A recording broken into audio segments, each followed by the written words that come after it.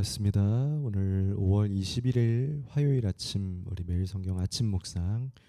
오늘은 사도행전 9장 32절에서 43절까지의 말씀 본문으로요. 함께 나누도록 하겠습니다. 이제는 우리 사도 바울, 우리 사울의 이야기가 나오다가 잠깐 중간에 베드로의 이야기가 나옵니다.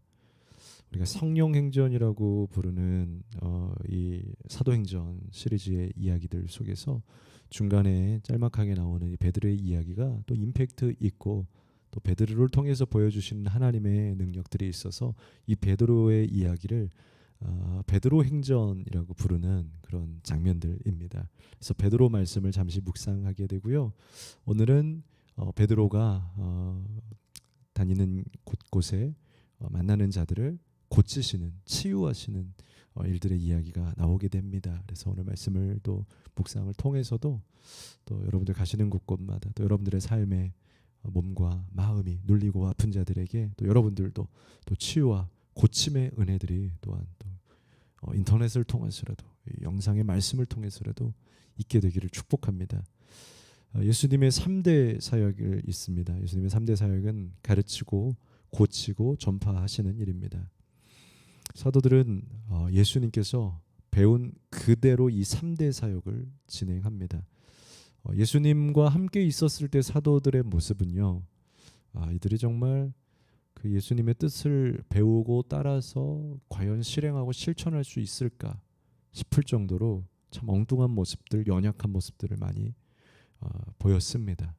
그러나 예수님의 능력이 참 대단한 것, 우리 또한 가져야 될 영적인 안목 중에 하나는 지금을 보는 것이 아니라 우리 안에 있는, 저들 안에 있는 중심을 보아서 저들이 앞으로 어떻게 할 수 있을까, 어떻게 변화받을 수 있을까에 대한 그 미래적 안목, 변화된 그들의 모습을 볼 수 있는 눈, 그것이 예수님에게 있었던 것 같습니다. 그래서 저는 오히려 이것을 우리 젊은 청년들에게 결혼이나 이런 것들에게 좀 적용해서 잠깐 다른 이야기이지만 증거한다면 저는 여러분들이 결혼도 그렇게 했으면 좋겠습니다. 지금 현재의 모습만을 가지고 평가하는 오늘날 사회의 모습들이 있습니다. 그걸 우리는 스펙이라고 이야기하죠. 지금 어떤 스펙을 가졌는가. 물론 그것을 통해서 앞으로 저가 어떻게 될지 가능성을 보는 것이기는 하겠지만 오늘 이 예수님의 제자들도 그 당시 성경에 보여지는 스펙은 형편없었습니다. 그런데 예수님은 어땠습니까? 그들의 현재 보이는 것만 본 것이 아니라 그들이 앞으로 배움을 통해서 얼마나 많이 변화될까, 가능성이 있는가, 오늘 그것이 중요하다는 거죠. 가능성. 현재 좋은 그런 것들을 갖췄지만 오히려 가능성이 없는 사람들도 있습니다. 그것은 성품에서 나올 수도 있고 그의 어떤 영성이나 여러 가지 배경에서 나올, 마음의 밭에서 나올 수도 있습니다. 그것을 보는 눈이 있더라면 아마 훨씬 더 안전하고 미래적인 그런 결혼과 미래를 준비할 수 있지 않을까. 아마 여러분들의 가정, 직업 모든 면이 다 그렇다는 거죠. 지금이 아니라 지금을 통하여서 미래의 변화가 가능한 가능성을 가졌느냐. 그것이 여러분들이 보고 준비하게 되는 그런 눈이 되었으면 좋겠습니다. 오늘 본문의 베드로가 그 제자들처럼 예수님께 배운 그대로 바로 가르치고 고치고 전파하는 일을 그대로 잘 실행을 합니다. 참 베드로가 성경에서는 너무 엉뚱했는데 이제는 배운 대로 잘 하게 됩니다. 그래서 오늘 그 본문 중에서 특별히 오늘 나오는 말씀의 이야기는 고치는 사역에 대한 이야기가 등장이 됩니다. 그리스도인의 사명 중에 하나는요, 가는 곳마다 만나는 곳마다 고치는 일이 필요하다는 거죠. 고침의 관점에서 영혼들을 보셔야 해요. 내가 만나는 자, 저 영혼이 고쳐져야 될 텐데, 회복되어야 될 텐데, 우리 자녀가, 친구가, 이웃이, 우리 부모님이 고쳐져야 되는데, 저 부분이 저들이 저렇게 싸우는 이유, 저들이 저렇게 고정되고 뭔가 변화되지 않고 하는 이유는 사실 고쳐져야 되기 때문에 어딘가에 아픔이 있어서일 텐데, 그것이 육신이든 마음이든 영적이든 아픈 건데 라고 보면 굉장히 더 많은 가능성이 열어지기 시작해요.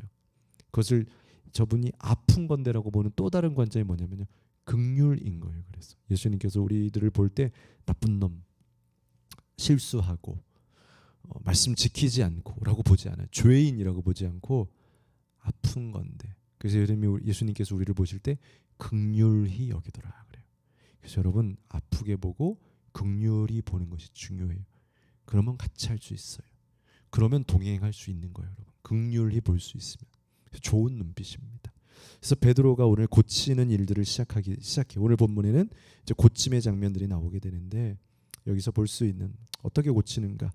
이 고치는 일의 특징이 무엇인가? 예수님은 어떤 방식으로 오늘 베드로는 고치시는가 볼 수 있어요. 첫째로는요, 예수님께 배운 대로 하는 걸 보게 돼요. 오늘 말씀에는요, 루다의 애니아라고 하는 한 사람의 이야기가 나오게 되는데 중풍병자가 나와요. 그런데 흡사 이 이야기를 읽고 있으면요, 이거 예수님께서 중풍병을 고치셨던 이야기하고 너무나 흡사한 것을 보게 돼요.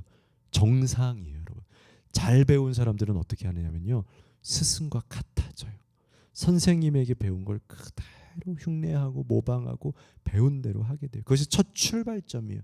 물론 이제 이후에는 이제 스승보다 더 변형되고 업그레이드 되어서 더 훌륭한 사람이 되어가겠지만 첫 시도는 배운 대로 하는 거예요. 오늘 베드로가 그랬다라는 거죠. 예수가 모델이에요. 예수가 우리의 모범이에요. 정상이에요, 여러분. 배운 대로 그들과 대화하고 기도하고 예수님이 나에게 해주셨던 그 눈빛 있죠. 예수님이 나에게 주셨던 그 긍휼의 눈빛 배우셨잖아요.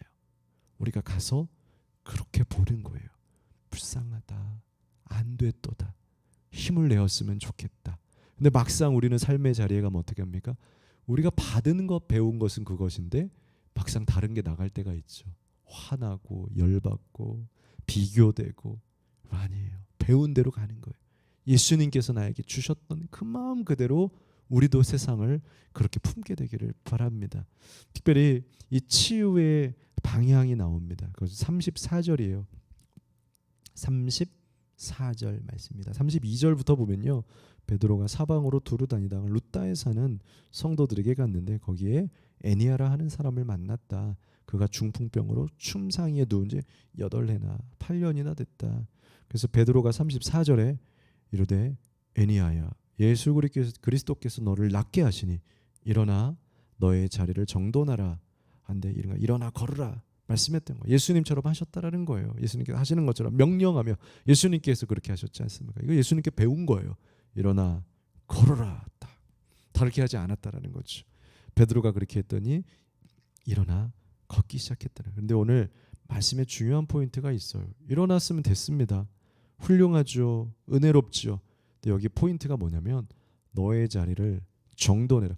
8년 동안 누워 있었던 그 자리, 이건 네 자리가 아니야. 아픈 자리, 눌린 자리, 피곤한 자리, 가난한 자리, 구걸해야 되는 자리, 누구에게 빌 붙어야 되는 자리 아니야. 너의 자리는 가정이고 이제는 너의 자리는 가장인 거고 이제는 너는 전도자의 자리인 거고 너의 일상의 자리가 있어. 그것이 중요하다는 거예요. 여러분, 고침의 목표는 고쳐졌으니 행복하다가 아니라 고침을 통하여서 내가 있어야 할 그 자리, 내가 돌아가야 할 그 자리로 돌아가는 것이 치유의, 예수 그리스도의 치유의 목표라는 겁니다. 고쳐졌으니 잘 됐다. 그리고 그 건강한 몸으로 또다시 어떠한 쳇바퀴 속에서 또 그러한 그냥 눌려있는 모습 산다. 아니다는 거. 고쳐진 것보다 더 중요한 건 돌아가서 내가 원래 하나님께서 만들어주신 그 형상, 하나님의 형상, 건강하고 거룩하고 자신감 있고 하나님의 생명이 되어서 누군가의 그 사랑을 증거할 수 있는 원래 본형 그대로의 생명력 있는 모습, 그렇게 내 자리로 돌아가는 것이 육신의 고침의 목표라는 거예요. 몸이 고쳐지면 우리의 원형과 형상이 회복되는 거예요. 그 자리, 일상의 자리, 회복의 자리로 돌아가십시오. 그것이 치유보다 훨씬 중요한 겁니다. 그러니 아프지 말고 원래 우리의 자리에 있는 것, 그것이 가장 좋은 자리예요, 여러분. 그 자리에 앉게 되는 것. 또 한 가지는요, 바로 전도의 도구가 되었다는 거죠. 35절에 루다와 사론에 사는 사람들이 다 그를 보고 주께로 돌아왔다라고 되어 있었다는 겁니다. 이 치유와 기사의 이적을 통해서 예수님을 사람들이 만나게 됐다는 거예요. 주님께 돌아오겠다는 거예요. 애니아에게 돌아온 것이 아니고 주님께 돌아왔다는 거예요. 여러분, 그것이 우리에게 간증을 주시는 이유입니다. 우리를 고치시고 회복하시는 가장 중요한 이유라는 거죠. 나의 고침을 통하여서 저들이 예수께 돌아와야 된다. 나의 간증을 통하여서 저들이 예수께 돌아와야 된다. 그것이 가장 좋은 전파자들의, 설교자들의, 간증하는 자들의 목표예요. 가장 나쁜 게 뭔지 압니까? 좋다, 훌륭하다, 저 사람 훌륭하다. 이게 가장 실패한 설교.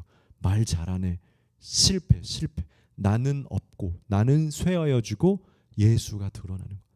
저분 이야기 듣고 보니까 예수님이 정말 좋으네. 예수님 믿어야 되는데 내가 예수님 앞에 너무 죄가 많네. 그렇게 깨닫게 되는 것이 정답이라는 것이죠. 특별히 다음 번째로 한 가지 우리가 더 살펴볼 것은 오늘 이 베드로의 고치는 사역이요, 온 열방을 향해서 제한 없이 모두에게 펼쳐지게 되는 것을 보게 돼요. 마지막으로 보게 되는 것은 먼저는 36절이죠. 36절에 욥바에 다비다라 하는 여제자가 있으니 그 이름을 번역하면 도로 가라. 선행과 구제하는 일이 심히 많더니 그때 병들어 죽게 되었다. 시체를 씻어 달하게 뉘었다. 죽게 된 한 이방 여인의 이야기를 말하고 있다는 겁니다. 이방 땅입니다. 욥바는요. 그러나 오늘 베드로는 어떻습니까? 예수님이 하신 것과 동일해요. 여러분, 베드로에게도요, 그들이 보았던 그 일반 종교인들의, 그들이 가지고 있었던 학문, 그들의 문화, 세계관의 피가 흐르고 있다는 말이에요. 어디가 더 중요하고 종교인들은 어디서 사는 게 낫고 이런 걸 이미 익히 들어서 알고 있고 그의 가치관에서 충돌이 있을 수도 있어요. 그런데 베드로는요, 그런 거 개의치 않아요. 예수님께서 어디에 다녀오셨어요? 늘 이방 땅에 가시고 아픈 자들 만나시고 병든 자들 만나시고 그걸 기억하기 때문에 베드로도 거침없이 이방 땅에 가서 고치고 복음 전하는, 복음의 제한과 한계가 없는 삶을 산다라는 거죠. 43절에 보니까 심지어요, 무두장이가 나와요. 43절 마지막 절입니다. 베드로가 욥바에 여러 날 있어 이제는 시몬이라고 하는 무두장이의 집에서 머무니라. 무두장이는 뭐 하는 사람이냐면요, 동물의 내장과 털을 벗겨내서 가죽을 만들어내는 사람이에요. 부정한 거예요, 여러분. 짐승에 정한 것도 있지만 부정한 짐승들도 있다란 말이에요.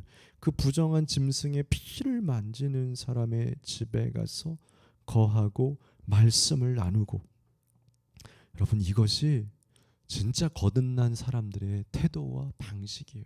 예수 믿고 구원의 은혜를 받은 사람들은 내가 돕고 내가 섬겨야 되는 사람들이 어떤 사람들이야, 난 이런 사람들과 함께하는 그 틀이 있는 것이 아니라 어느 누구라도 문이 열려 있어서 그들을 품는 것.